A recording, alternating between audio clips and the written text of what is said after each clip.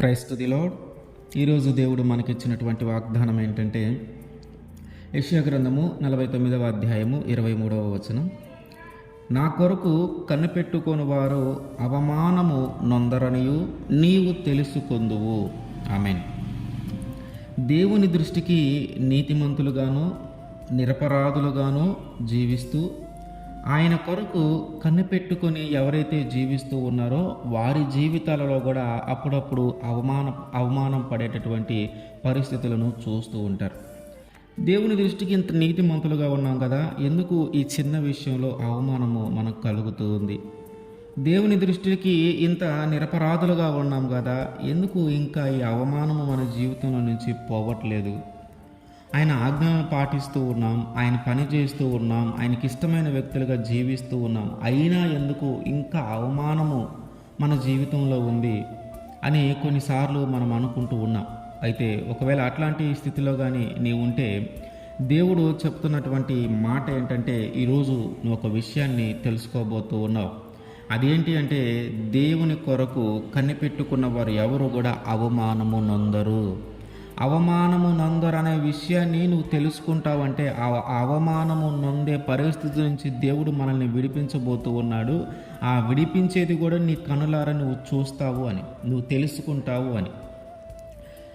మనము చూస్తే యాజకుడైనటువంటి జకర్యా, ఆయన భార్య అయినటువంటి ఎలిజబెత్ ఇద్దరు కూడా ఆ దేవుని దృష్టికి నీతిమంతులుగా ఎంచబడుతూ ఉన్నారు. దేవుని దృష్టిలో నిరపరాధులుగా ఎంచబడుతూ ఉన్నారు.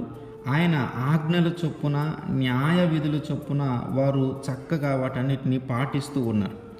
అయితే ఇట్లా జరుగుతున్నటువంటి పరిస్థితుల్లో వారికి పిల్లలు లేరు, గర్భఫలము లేదు. యాజకులే సేవ చేస్తూ ఉన్నారు, దేవుని ఆజ్ఞలను పాటిస్తూ ఉన్నారు, ఆయన న్యాయ విధులను పాటిస్తూ ఉన్నారు, నీతిమంతులుగా ఎంచబడుతూ ఉన్నారు, నిరపరాధులుగా ఎంచబడుతూ ఉన్నారు, కానీ పిల్లలు లేరు. అందరూ అనుకుంటూ ఉన్నారు, అరే వీళ్ళు దేవుడు సేవ చేస్తూ ఉన్నారు కానీ వీళ్ళకి పిల్లలు లేరు, అయ్యో పిల్లలు లేరు, వీళ్ళు నీతిమంతులే కానీ పిల్లలు లేరు, వీళ్ళు నిజాయితీగా జీవించేవారే అని ఇట్లా మంచితనం అంతా ఉంది. దేవుని దృష్టికి మంచివారమే, ప్రజల దృష్టికి మంచివారమే, నీతిగా న్యాయంగా బ్రతికిన వారమే, కానీ మనకి కూడా ఒక అవమానము కలిగినటువంటి ఆ పరిస్థితిని గురించి మాత్రం మాట్లాడకుండా ఉండలేకపోతూ ఉన్నారు. ఆ ప్రజలందరి దృష్టిలో ఒకవైపు మంచితనం కనపడితే ఇంకొక వైపు లేనిది ఏదైతే ఉందో దానిని బట్టి అవమానపరిచేటటువంటి మాటలు కూడా మాట్లాడుతూ ఉన్నారు.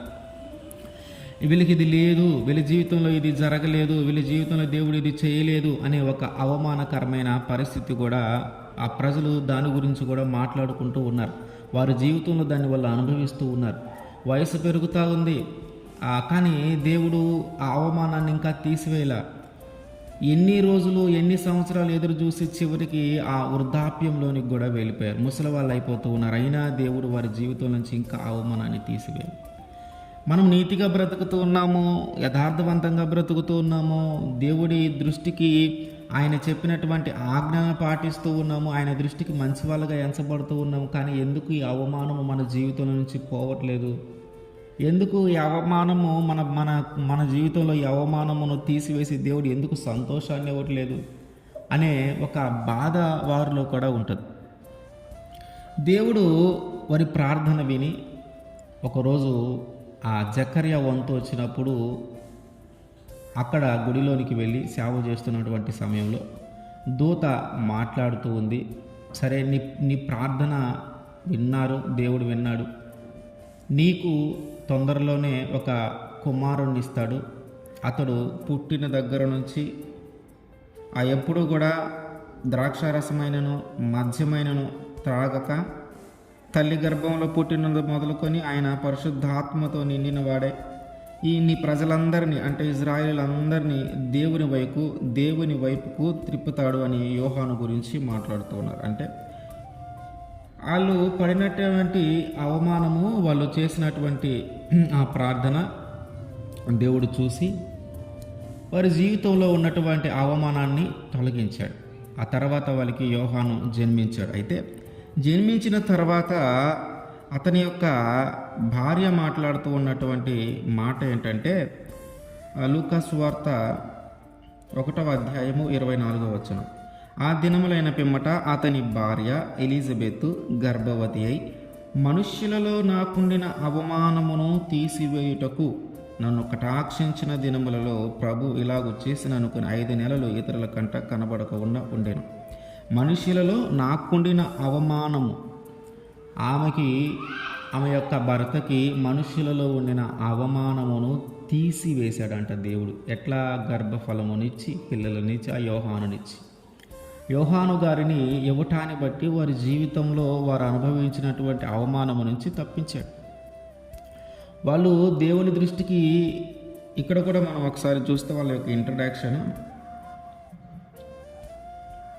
1:6 లూకాసు వార్త 1:6 వీరిద్దరూ ప్రభు యొక్క సకలమైన ఆజ్ఞల చొప్పునను న్యాయ విధుల చొప్పునను నిరపరాధులుగా నడుచుకొనుచు దేవుని దృష్టికి నీతిమంతులై ఉండిరి. ఎలిజబెత్ గొడ్రాలైనందున వారికి పిల్లలు లేకపోయిరి, మరియు వారిద్దరూ బహుకాలము గడిచిన వృద్ధులైరి. వారి యొక్క జీవితము ఎలా జరిగింది, ఎట్లా వాళ్ళు చక్కగా జీవించారు, ఏమి అవమానం పొందుతూ ఉన్నారు, ఆ అవమానం నుంచి దేవుడు ఎట్లా విడిపించాడు, వాళ్ళు ఏం ప్రార్థన చేశారు.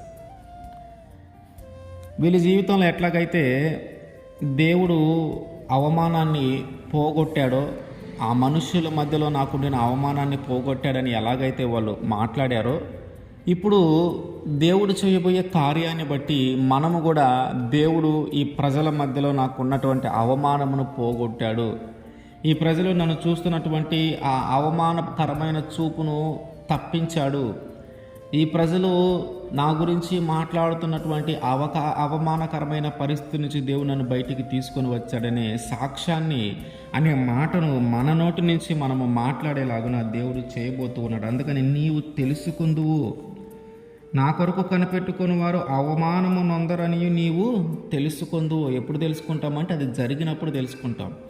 అవమానకరమైన పరిస్థితి నుంచి దేవుడు బయటికి తీసుకొని వచ్చినప్పుడు తెలుసుకుంటాం. కనుక ఆ యొక్క పరిస్థితులన్నిటి నుంచి దేవుడు మనల్ని బయటికి తీసుకొని రాబోతూ ఉన్నాడు. అది మన కళ్ళారా చూడబోతూ ఉన్నాం. ఆమేన్.